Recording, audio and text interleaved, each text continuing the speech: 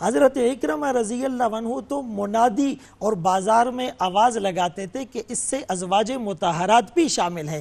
تو اسی لیے گھر کے اندر کا جو دین ہمیں ملا وہ تمام ازواج مطہرات اور پھر حضرت فاطمہ رضی اللہ عنہ ظاہر ہے جن کے فضائل اور علمی منقبت کو ہم نے بیان کیا ہے ان کے ذریعے سے ملا. اب یہ تعلیمات صرف بتانے کی حد تک نہیں ہے. رسول اللہ صلی اللہ علیہ وسلم کی خدمت میں حضرت فاطمہ رضی اللہ عنہ آئی اور کہنے لگی ابا جان چکی پیستے پیستے ہاتھوں میں چھالے اور مشکیزے میں پانی بھر بھر کر لانے کی وجہ سے کندھوں پر نشان پڑ گئے ہیں, تو آپ کے پاس جو غلام آئے ہیں ہمیں دے دیجئے. تو رسول اللہ صلی اللہ علیہ وسلم نے گھر آ کر حضرت علی رضی اللہ عنہ کی موجودگی میں کہا بیٹی اگر تو اس پر صبر کر لے اور یہ 3 کلمات سبحان اللہ الحمدللہ اللہ اکبر بالترتیب 33 اور 34 مرتبہ پڑھے تو یہ تیرے لیے زیادہ بہتر ہے. تو امت کی ماؤں بہنوں کو بھی مردوں کو بھی یہ جو تحفہ ملا ہے جس کا نام ہی تسبیحات فاطمی رکھ دیا گیا, اس کی تاثیر یہ ہے کہ جو یہ پابندی سے پڑھے گا, ایک تو حضرت فاطمہ رضی اللہ عنہ سے صحیح عقیدت کا اظہار ہوگا, اس سے بیماری بھی, اس سے فاقہ بھی اور اس سے مشقتیں بھی ختم ہوگی. تو ان تعلیمات کو حرز جان بنا کر ہم امت کو یہ تعلیم دے کہ یہ ساری ہستیاں ہمارے لیے سروں کا تاج ہیں, آنکھوں کا نور ہیں, دل کا سرور ہیں, عمل کی اپنی اساس کیا ہے, بجز ندامت کے پاس کیا ہے, رہے سلامت تمہاری نسبت, میرا تو بس یہی آسرا ہے. علامہ صاحب بڑی بہترین گفتگو فرمائی, لیکن جب رتبہ بڑا تھا تو پھر مصیبت بھی, قربانی بھی بہت بڑی تھی. بے شک ایسا ہی ہے. وہ جو اللہ نے سیکریفائس لیا وہ بھی بہت بڑا تھا, تو اس پر بھی ذرا سی روشنی ڈالیے نا. جی بالکل ایسے ہی ہے کہ حضرت فاطمہ زہرا السلام علیہ کا جب مقام اتنا بلند و برتر ہے, اور انبیاء کرام کے بارے میں بھی یہی ہے کہ جب ان کا مقام پروردگار نے اتنا زیادہ رکھا ہے تو اسی طریقے سے مشکلات اور آزمائشیں اور مصائب بھی زیادہ انہوں نے برداشت کی ہیں. ایک صاحب تھے جو یہ تصور کر رہے تھے کہ پروردگار نے 1,24,000 انبیاء بنا دیے, اگر خدا مجھے بھی بنا دیتا تو خدا کا کیا چلا جاتا. لیکن جب وہ بڑے ہوئے اور انہوں نے سیرت انبیاء پڑھی تو انہیں اندازہ ہوا ہے کہ صرف مقام و مرتبے میں وہ سب سے بلند نہیں ہے, بلکہ مصائب اور آزمائش کے اندر بھی انہوں نے سب سے زیادہ قربانیاں دی ہیں. کسی کو کاٹا گیا ہے, کسی کو ذبح کیا گیا ہے, کوئی شہید ہوا ہے, کسی کا گھرانہ اجاڑ دیا گیا ہے. تو یہی معاملہ حضرت فاطمہ زہرا صلی اللہ علیہ کے بارے میں بھی ہے کہ آپ عالمین کی عورتوں کی سردار ہیں, تو آپ کی مشکلات بھی سب سے زیادہ ہے. اور باقاعدہ حضور اکرم صلی اللہ علیہ وسلم نے شاء فرمایا ہے کہ اے بیٹی تجھ پر جتنی مصیبتیں آئیں گی اتنی کسی اور خاتون پر نہیں آئیں گی. اس لیے خود آپ کے اوپر بھی مصائب آئے جس کی وجہ سے آپ شہید ہوئیں, اور پھر آپ کی جتنی اولاد ہیں وہ بھی شہید ہوئے, آپ کے جو شوہر تھے وہ بھی شہید کیے گئے. مسجد کوفہ کے اندر ماہ رمضان کے اندر آپ کے شوہر نامدار کو شہید کیا گیا, امام حسن مجتبیٰ کو زہر دے کر شہید کیا گیا, امام حسین صلی اللہ علیہ وسلم کو کربلا میں 72 کے ساتھ شہید کیا گیا. پھر امام زین العابدین دیکھیں, امام باقر دیکھیں, امام جعفر صادق, امام موسیٰ کاظم, یا زندان کی صعوبتیں ہیں یا شہادتیں ہیں. اور پھر ہمیں نظر آتا ہے وہ جملہ کہ جو امام فخر الدین رازی نے بھی سورہ کوثر کی تفسیر کے اندر لکھا ہے.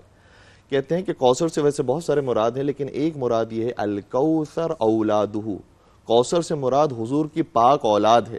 کالباقر والصادق والکاظم والرضا, کیسی پاک اولاد, جیسے امام باقر علیہ السلام تھے, جیسے امام جعفر صادق علیہ السلام تھے, جیسے امام موسیٰ کاظم علیہ السلام تھے, جیسے امام علی رضا علیہ السلام تھے. تو میں امام فخر الدین رازی سے عرض کروں گا کہ حضور کی تو اور بھی دوسری اولاد تھی, ان کے نام آپ نے کیوں ذکر نہیں کیے؟ تو یقیناً امام فخر الدین رازی کہیں گے کہ جیسے پاک نسب والے یہ افراد ہیں, جیسے پاک چیزیں ان کو عطا ہوئی ہیں اور ان کو یطہرکم تطہیرا کا مصداق قرار دیا ہے, ویسے کوئی اور اولاد نہیں ہے. تو امام باقر علیہ السلام کے اور بھی بھائی تھے, لیکن جو شان امام باقر کی وہ اور کسی کے اندر نہیں. امام جعفر صادق علیہ السلام کے اور بھی بھائی تھے, لیکن جو شان امام باقر علیہ السلام کو نصیب ہوئی اور کسی کے اندر نہیں. یا میں لفظوں کو تبدیل کر دوں کہ جو امامت اور جو طہارت آپ کو عطا ہوئی ہے وہ کسی اور ہستی کو عطا نہیں ہوئی. اور یہ سارا سلسلہ چلا ہے حضرت فاطمہ زہرا سلام علیہ سے, اور اس کی انتہا بھی ہوگی تو آپ ہی کی نسل کے ساتھ حضرت امام مہدی علیہ السلام جب ظہور فرمائیں گے, اور آپ کے آنے کے بعد جب حکومت عدل اور انصاف سے بھر جائے گی تو وہ ہستی بھی حضرت فاطمہ زہرا ہی کی پاک اولاد ہوگی. سبحان اللہ, سبحان اللہ. علامہ صاحب نے بڑی جامع گفتگو فرمائی, اور دیکھیں نا کہ یہ وہی ہستیاں ہیں کہ جن کے صدقے دین کی بقا ہے.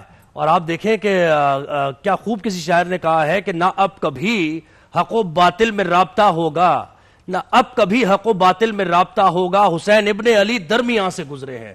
تو یہ وہ حسین ابن علی ہیں جو فاطمۃ الزہرا کے صاحبزادے حسن و حسین نے جو قربانیاں دی اور جو علامہ صاحب نے بالکل بجا فرمایا۔ آپ مفتی صاحب آپ مجھے یہ فرمائیے کہ جو ہم مصائب کی بات کر رہے ہیں اور انبیاء کے مصائب کی بھی بات کی، حضرت ابراہیم کی قربانی اور سب کی قربانی، اور جس نے جتنی قربانی دی اس کا اتنا رتبہ بڑھتا گیا، تو فاطمۃ الزہرا کی قربانی کیا ہے دین کے لیے؟ اور ہم جو یہ دین اسلام کا پرچار کر رہے ہیں اور آپ دیکھ رہے ہیں مسلمان پوری دنیا میں پھیلے ہوئے ہیں، اس گھرانے کا، محمد والے محمد کے گھرانے کا کتنا کنٹریبیوشن ہے اس میں؟ دیکھیں بنیادی طور پر حدیث میں آتا ہے کہ اشد البلاء الانبیاء ثم الامثل فالامثل، سب سے زیادہ انبیاء پر تکالیف آئی، پھر انبیاء کی نہج کے جو جتنا قریب ہوگا اس پر حالات آئیں گے۔ سورہ عنکبوت کی پہلی آیت احسب الناس ان یترکوا ان یقولوا آمنا وہم لا یفتنون، لوگ یہ گمان کرتے ہیں کہ وہ کلمہ پڑھ لیں گے اور انہیں آزمایا نہیں جائے گا۔ فرمایا ایسا نہیں ہے، ام حسبتم ان تدخلوا الجنہ، تم یہ گمان کرتے ہو کہ جنت میں چلے جاؤ گے، ولما یأتکم، اور تم پر حالات نہیں آئیں گے، مثل الذین خلو من قبلکم، پہلے جیسے، مستہم البأساء والضراء وزلزلوا حتی یقول الرسول والذین آمنوا معه متی نصر اللہ، اتنا جھنجھوڑا گیا کہ رسول اور مصاحبین پکار اٹھے اللہ آپ کی مدد کب آئے گی۔ تو اہل بیت کی جو قربانیاں ہیں، اگر ہم کربلا کے میدان کو ہی دیکھ لیں، حضرت حسین رضی اللہ عنہ نے اپنے گھرانے کے ساتھ، اپنے خانوادے کے ساتھ، گلشن رسالت کے مہکتے پھولوں کے ساتھ، ان 72 افراد کے ساتھ جو قربانی دی ہے، تو امت کے لیے یہ مشعل راہ ہے۔ لیکن امت اس واقعے کو بیان کرتے ہوئے یہ ضرور دیکھے کہ اس حالت میں بھی انہوں نے نماز نہیں چھوڑی، اس حالت میں بھی ان کے گھر کی خواتین کے سروں سے دوپٹے نہیں اترے، اس حالت میں بھی گھر کی خواتین نے نوحہ نہیں کیا، بلکہ نہ مسجد میں، نہ مندر میں، نہ بیت اللہ کی دیواروں کے سائے میں نماز عشق ادا ہوتی ہے، تلواروں کے سائے میں۔ حضرت علی رضی اللہ عنہ اگر موت کے بستر پر لیٹ رہے ہیں تو انہیں معلوم تھا کہ یہ موت کا بستر ہے۔ کسی نے پوچھا کہ آپ کی زندگی کی سب سے بہترین اور مطمئن رات کون سی تھی؟ فرمایا وہ رات جو میں آقا کے بستر پر لیٹا تھا۔ لوگوں نے حیرت سے کہا وہ تو موت کی رات تھی، آپ کو پتا تھا کہ میری موت ہو سکتی ہے، شہادت ہو سکتی ہے؟ فرمایا نہیں، رسول اللہ صلی اللہ علیہ وسلم نے کہا تھا علی صبح لوگوں کی امانتیں ان کے حوالے کر کے میرے پاس آ جانا۔ یہ جو آقا کا جملہ تھا، اس پہ میرا کانفیڈنس لیول اتنا زیادہ تھا کہ مجھے پتا تھا کہ مجھے اس رات کچھ بھی نہیں ہو سکتا۔ تو اہل بیت اطہار کی جو محبت ہے، جو قربانیاں ہیں، وہ سب کے لیے مشعل راہ ہے۔ قدوتنا و امامنا و ساداتنا، اللہ ان پر کروڑوں رحمتیں نازل فرمائے اور ہمیں ان کے نقش قدم پر چلنے کی توفیق نصیب فرمائے۔ وہی قربانیاں جن کے صدقے ہمیں رزق بھی مل رہا ہے اور جن کے صدقے۔ بہت شکریہ علامہ تقی مہدوی صاحب، آپ نے ہمیں وقت دیا، مفتی فضل سبحان صاحب آپ نے وقت دیا ہمیں۔